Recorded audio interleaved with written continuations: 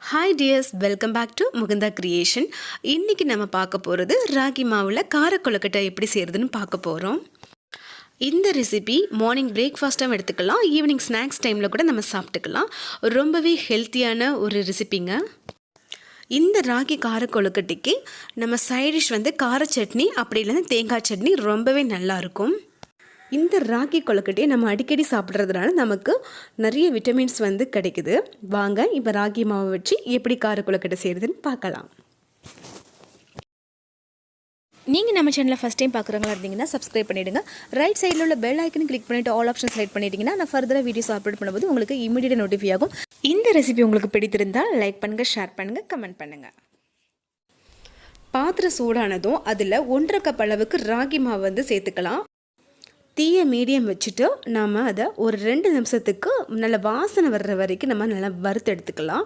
But கருகிடக்கூடாது, அந்த அளவுக்கு நம்ம கைவிடாமல் நல்லா வறுத்து எடுக்கணும்.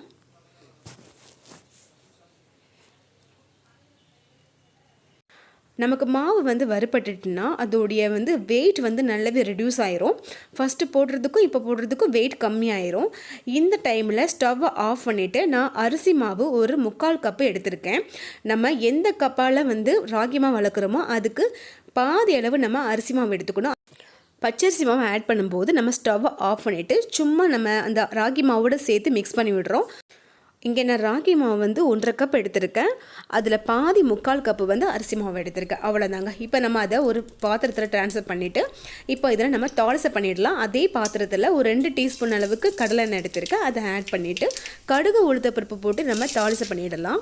நெக்ஸ்ட்டு அது கூடவே 1 டீஸ்பூன் அளவுக்கு கடலைப்பருப்பு, 2 டீஸ்பூன் அளவுக்கு பாசிப்பருப்பு. இப்போ இது எல்லாம் ஒரு செவந்து வர்ற அளவுக்கு நம்ம பொரிச்சிக்கலாம். பாருங்கள், இந்த அளவுக்கு பொரிஞ்சதுமே 2 கைப்பிடி அளவுக்கு வெங்காயம் சின்ன சின்ன பீஸாக கட் பண்ணி வச்சுக்கலாம். அதே இதில் போட்டுட்டு நம்ம ஒரு கண்ணாடி பதம் வர்ற வரைக்கும் நம்ம அதுக்கு எடுத்துக்கிட்டால் போதும். ரொம்பவே முருகலாகணும் அவசியம் இல்லை, ஜஸ்ட் கண்ணாடி பதம் வந்தால் போதும்.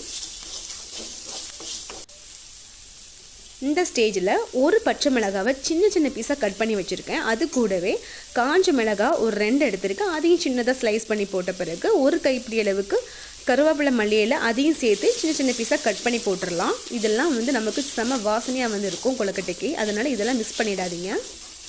இப்போ இதையும் 1 நிமிஷத்துக்கு இந்த மாதிரி வதக்கிக்கலாம்.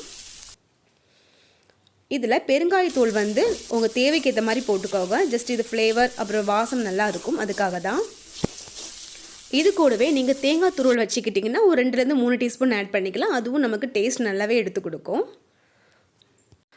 இந்த அளவுக்கு வதங்கின பிறகு நம்ம வாட்டர் ஆட் பண்ண போகிறோம். தண்ணி எவ்வளோ சேர்க்குறோன்னா 2.5 கப் அளவு தண்ணி சேர்க்குறேன். ஏன்னா நான் 1.5 கப் ராகி மாவு எடுத்திருக்கேன், 3/4 கப்பு அரிசி மாவு எடுத்திருக்கேன். டோட்டல் நமக்கு 2.5 கப்பு மாவு இருக்குது. அதனால் நம்ம கூட கொஞ்சம் 1/4 கப் அளவுக்கு தண்ணி ஆட் பண்ணி 2.5 கப்பு நான் தண்ணி எடுத்திருக்கேன்.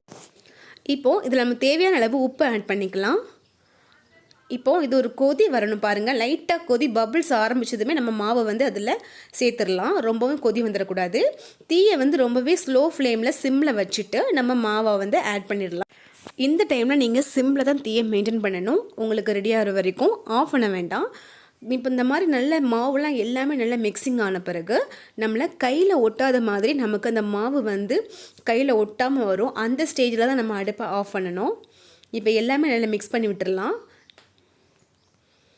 பாருங்கள், ஓரளவுக்கு நமக்கு எல்லா மாவும் நல்லா மிக்சிங் ஆகிடுச்சு. இந்த டைமில் நம்ம சுடுற அளவு தான் இருக்கும், ரொம்பவே சுடாது. அந்த மாவை எடுத்து கொஞ்சம் லைட்டாக உருண்டை பிடிச்சி பாருங்கள், நமக்கு கையில் ஒட்டாமல் அழகாக நமக்கு திரண்டு வரும். அந்த ஸ்டேஜில் நம்ம ஸ்டவ்வை ஆஃப் பண்ணிவிட்டு நம்ம வேறு ஒரு பிளேட்டில் இதை ட்ரான்ஸ்ஃபர் பண்ணிவிட்டு ஆற வச்சிடலாம். ஒரு 5 மினிட்ஸ்க்கு ஆற வச்சா போதும். அதுக்குள்ளே நமக்கு கை பொறுக்கிற அளவுக்கு தான் சூடு இருக்கும். இப்போ நம்ம இட்லி பாத்திரத்தில் நம்ம கொழுக்கட்டை பிடிக்க ஆரம்பிச்சிடலாம். பாருங்கள், ரொம்பலாம் சூடு இல்லை. ஜஸ்ட்டு கையில் ஆயிலும் நெய்யை நீங்கள் தடவிட்டு இப்படி கொழுக்கட்டை சைஸ் நம்ம எப்படி கொழுக்கட்டை பிடிப்போம் அந்த அளவுக்கு நம்ம பிடிச்சு வச்சிடலாம். உங்களுக்கு எந்த ஷேப் வேணாலும் நீங்கள் பிடிச்சிக்கலாம்.